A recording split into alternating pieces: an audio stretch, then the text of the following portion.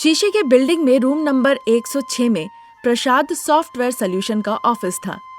अगल बगल 2 टेबल थे। उसके सामने कुर्सी पर रमेश और विनोद बैठे थे, ऑफिस की फाइल्स चेक कर रहे थे। ठीक उसी समय एक अमीर घर में शारदा और प्रसाद पूजा कक्षा में बैठे हुए थे। देवी के पास दीपक जला रहे थे। ये क्या शारदा, ऑफिस जाने के समय में तुम मुझे पूजा कक्षा में लाकर यहाँ बैठा दियो।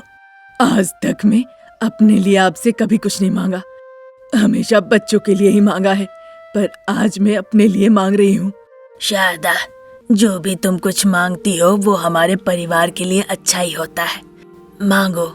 बेटा विनोद को कंपनी का मैनेजिंग डायरेक्टर बना दीजिए। ये सुनकर प्रसाद आश्चर्य हो जाते हैं, फिर खुद को संभालते हुए, शारदा, इतने सालों बाद भी तुम्हें रमेश अपना सौतेला बेटा लगता है। मुझे तो दोनों एक जैसे ही लगते हैं। अब समझ में आया, तुम विनोद से ही प्यार करती हो, रमेश को तुम सौतेली माँ की नजर से ही देखती हो। सारे ऑफिस में विनोद को एमडी बना दीजिए, सारे जायदाद भी विनोद के नाम ही आप लिख दीजिए। भगवान के सामने आपने कहा है कि आप मेरी बात मानेंगे बस। इस तरह कहकर शारदा वहाँ से चली जाती है। प्रसाद आंखों में आंसू लेकर ईश्वर के तरफ देखने लगते हैं। ये क्या देवी माँ, आप इस तरह से क्यों खेल रही है? चुपचाप वो आंसू बहाने लगते हैं। लंच टाइम में रमेश और विनोद एक ही टेबल पर बैठकर खाना खा रहे होते हैं। विनोद, तुम्हें मिर्ची डाला हुआ कद्दू की सब्जी बहुत पसंद है ना? ये लो, तुम्हारी भाभी अनामिका ने बहुत स्वादिष्ट बनाया है। इस तरह वो विनोद को देता है। विनोद भी खुशी खुशी रमेश का दिया हुआ खाना खाने लगता है।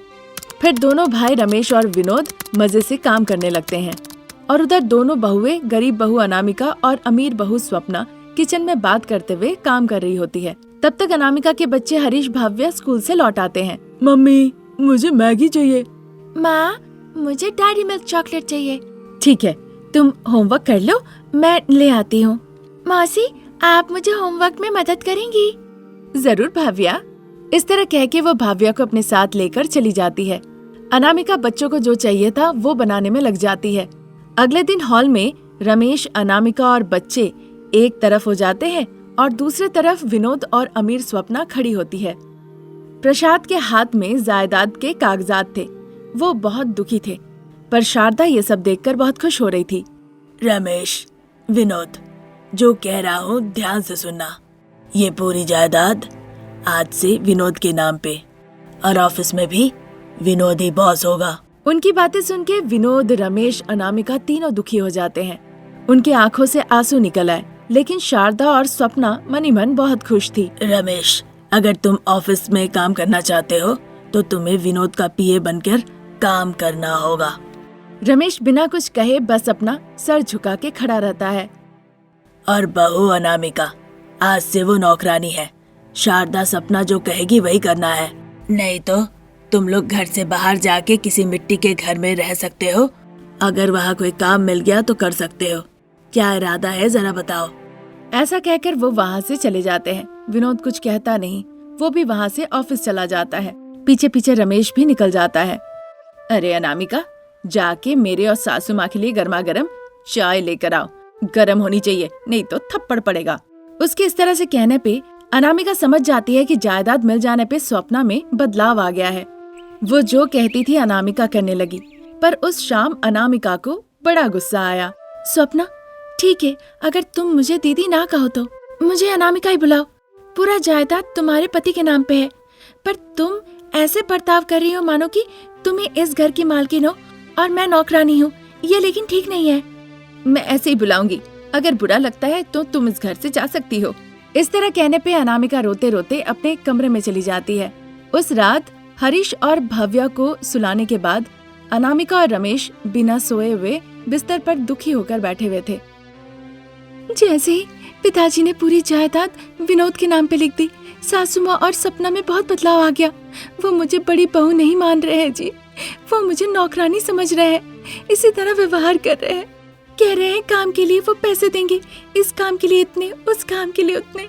चलो अनामिका, हम यहाँ से चलते हैं। पिताजी के दिए हम पुराने मिट्टी के घर में रह लेंगे। इस तरह वो अनामिका को समझाता है। अगले दिन जब कपड़े बैग में भर के अनामिका, रमेश और बच्चे घर से बाहर निकल जा रहे थे। रुको अनामिका, अपने कपड़ों का बैग दिखाओ। मैं चोर नहीं हूँ सपना, अभी तक मैं उतना नहीं गिरी हूँ। इस तरह कहते हुए वो अपने कपड़ों का बैग दिखाती है। उसमें कुछ भी नहीं था। फिर रमेश अनामिका अपने बच्चों को साथ लेकर उस मिट्टी के घर में रहने के लिए चले जाते हैं और एक नई जिंदगी शुरू करते हैं। इसी तरह दिन गुजर रहे थे। एक दिन अचानक भारी बरसात के कारण उनका मिट्टी का घर टूट के गिर जाता है, लेकिन अचानक दीवार से सोने के सिक्के गिरने लगते हैं। जरूर तुम्हारे दादाजी की चालाकी है ये। उस वक्त बहुत डकैती हुआ करती थी, इसीलिए उन्होंने शायद दीवारों में छुपा रखा होगा। अब तुम्हें मिली है ये, तुम एक नया व्यापार शुरू करो। ठीक है पिताजी। रमेश उन सोने के सिक्कों को सोनार के पास ले जाकर बेच देता है और उन पैसों से वो एक नया व्यापार शुरू करता है। उसे अच्छा मुनाफा होता है। मिट्टी का घर अब अमीरों के घर में बदल जाता है। बाइक के बदले अब कार आती है। बच्चे अमीरों के स्कूल में जाने लगते हैं। तभी एक दिन शारदा, अमीर बहुरानी, सपना और विनोद तीनों रास्ते पे आ गए। आपकी बातें सुन के मैं पूरी जायदाद को स्टॉक मार्केट में लगा दिया। अब सब कुछ खो के हम रास्ते पे आ गए हैं। अब कुछ करूँगा तो बहुत बड़ा पाप होगा। उस वक्त तुम्हारे पिताजी ने कहा था, पर मैंने नहीं सुना। अब मुझे ही ये सब कुछ भुगतना पड़ रहा है। इस तरह रोने लगते हैं। तभी हरीश और भव्या गाड़ी से कहीं जा रहे होते हैं। दादी, चाचा जैसी आवाज लगाते हैं, अनामिका गाड़ी को वहीं पे रोकती है। फिर गाड़ी से उतर के वो शारदा के पास जाती है। शारदा, सपना आके उससे माफी मांगती है। फिर से वो सभी लोग एक साथ हो जाते हैं, अच्छे से खाते हैं और सब मिलजुल के रहने लगते हैं। आज की कहानी यहीं तक। नई कहानी लेकर जल्द हाजिर होंगे। नमस्कार।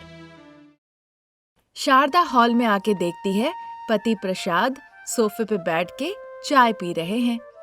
अरे बहू, मेरे लिए चाय ले आना। इस तरह जोर से कहने पे बहू अनामिका, जो ड्रेसिंग टेबल के सामने बैठकर अपने लंबे बालों को कंघी कर रही थी, वो भी जवाब में कहती है, हाँ माँ जी, मैं ड्रेसिंग टेबल के सामने बैठ के बालों को कंघी कर रही हूँ। चाय बनी हुई है, गरम करके बस पी लीजिए। इस तरह से कहती है। ये जवाब सुन के प्रसाद मुस्कुराते हैं। शारदा को देखकर बड़ा गुस्सा आता है। मेरे बाल छोटे हैं, इसलिए आपको बड़ी हंसी आ रही है ना? इस तरह कह के शारदा चाय बनाने किचन में चली जाती है। फिर एक दिन बहू अनामिका जब लॉन में बैठकर अपने लंबे बालों को धूप में सुखा रही होती है और शारदा बगीचे के पौधों पर पानी दे रही होती है, ठीक उसी वक्त सावित्री, जो सब्जियां बेचती थी, वो अपना ठेला लाके शारदा के घर के सामने रोकती है। अनामिका, मैं ताजी ताजी सब्जियां लाई हूँ, आओ बेटा, तुम ही आके पहुनी कर दो। अरे सावित्री, मैं तो अभी अपने लंबे बालों को सुखा रही हूँ। आप सब्जियां मेरी सासू माँ को देकर पैसे ले लीजिए। ठीक है दीदी जी, अपनी सासू माँ को कह दीजिए। सावित्री के कहने पे अनामिका सासू माँ की तरफ देखते हुए, माँ जी, जरा आप सावित्री से सब्जियां ले लीजिए ना, मैं अपने लंबे बालों को सुखा रही हूँ। ये सुनते ही शारदा को बड़ा गुस्सा आता है। वो पानी के पाइप को फेंककर सीधा उत्साहित होकर बहू के पास आ जाती है। अरे बहू, तुम मुझे ये सब इसलिए कह रही हो क्योंकि मेरे बाल छोटे हैं? हाँ, सच बताओ। अरे माँ जी, मेरे बाल लंबे हैं, आपके बाल छोटे हैं, इसमें दिक्कत क्या है? जब से मैं उठती हूँ देखती हूँ कि बस आप मेरे लंबे बाल होने के लिए रोते रहती है। पूरा दिन आप नजर लगाती है, ये ठीक नहीं है। तुम सास बहू हमेशा बालों के लिए लड़ती हो। पहले आके बस सब्जियां ले लो तो मैं चली जाऊं। सावित्री के इस तरह से कहने पे शारदा मनी मन बहू को कोसती है और फिर वो घर के अंदर चली जाती है। फिर अंदर से एक टोकरी लेके वो सावित्री के ठेले के पास लौट आती है। सावित्री सब्जियां देकर फिर वहाँ से वो चली जाती है। फिर एक दिन प्रसाद बाजार से राशन का सामान ले आकर एक जगह पर रख देते हैं। जल्दी से सास बहू आके देखने लगती है कि उनका पसंदीदा शैम्पू आया है कि नहीं। वहाँ पे अनामिका का शैम्पू था। ये देखकर अनामिका बहुत खुश हो जाती है। चूँकि अब अनामिका का शैम्पू वहीं पे था और शारदा का नहीं था, इसलिए शारदा बहुत नाराज हो जाती है और गुस्से से वो कहने लगती है, क्या जी, जो शैम्पू लाने को कहा था वो लाए नहीं? तुम्हारे बालों के लिए अलग शैम्पू की क्या जरूरत है, वो भी इतना महंगा। इतना कहकर प्रसाद वहाँ से चले जाते हैं। देखकर शारदा को बहुत बुरा लगता है। गुस्से से वो अपने बेडरूम में चली जाती है। उस दिन से अपने बेडरूम से बाहर निकलना शारदा बिल्कुल बंद कर देती है। एक दिन प्रसाद बिस्तर पे बैठ के अखबार पढ़ते हैं और वहीं पे उसे छोड़कर चले जाते हैं। उस अखबार में शारदा को बालों का ऐड दिखता है। देख के शारदा बहुत खुश हो जाती है। अगर आपको लंबे बाल चाहिए तो हमें कांटेक्ट करें। अगर इससे आपके बाल लंबे नहीं हुए तो पूरे पैसे वापस। ये खबर पढ़ने के बाद बिना किसी को बताए वो अलमारी से पैसों का बंडल निकालती है और ऐड में दिए गए सैलून के पते पर पहुंच जाती है। वहाँ सैलून में बहुत ही खूबसूरत पतली दुबली हेयर स्पेशलिस्ट शालिनी शारदा का स्वागत करती है। बताइए मैडम। मुझे लंबे बाल चाहिए, क्या ये संभव है? जरूर संभव है मैडम, पर उसके लिए 10,000 रुपए लगेंगे। पैसे मैं लेकर आई हूँ। फिर आइए मैडम। इतना कहकर वो शारदा को ले जाकर एक चेयर पे बैठाती है। 1 घंटा निकल जाता है। उधर अनामिका जब टीवी देख रही थी, प्रसाद उसके पास आते हैं। बेटा, बहू, तुम्हारी सास कहाँ गई है? कुछ कह के गई है?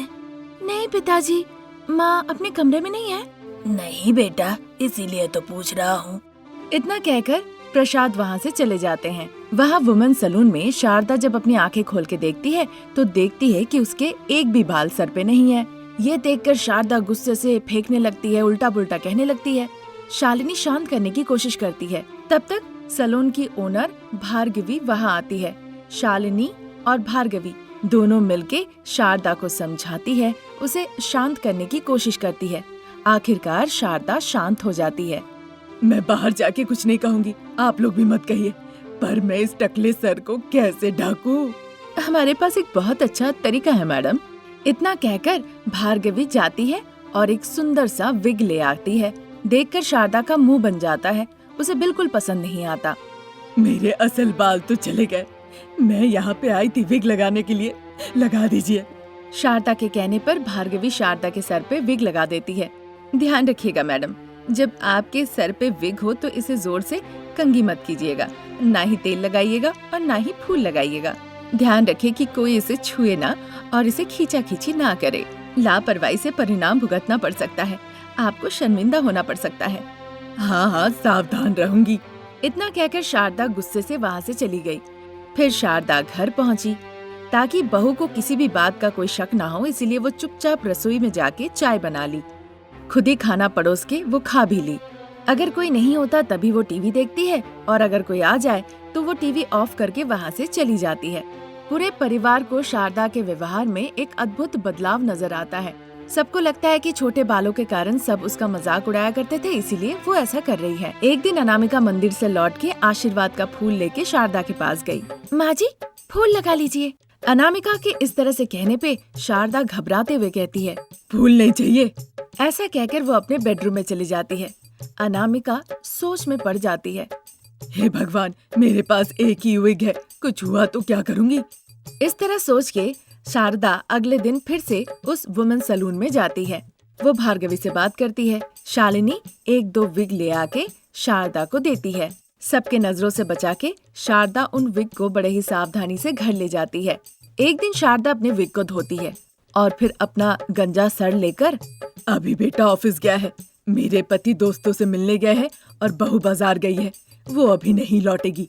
अभी मैं विग को धो लेती हूँ और धूप में रख देती हूँ, जल्दी सूख जाएगा। इस तरह सोचकर वह विग को रस्सी में सूखने के लिए डाल देती है और फिर सोफे पे बैठ के आराम से टीवी देखने लगती है। इसी के साथ वो भूल जाती है कि वो धूप में विग को सूखने के लिए दी है। घर लौट के अनामिका विग देखते ही हंसने लगती है। उसकी हंसी सुनती है तब जाके शारदा को याद आता है। वो अपना गंजा सर लेके विग लेने बाहर आ जाती है। अनामिका जल्दी से उनकी तस्वीर लेके सबको दिखाती है। सभी लोग शारदा का वो गंजा तस्वीर देखकर बहुत हंसते हैं। आज यहीं तक, नई कहानी लेकर जल्द हाजिर होंगे। नमस्कार।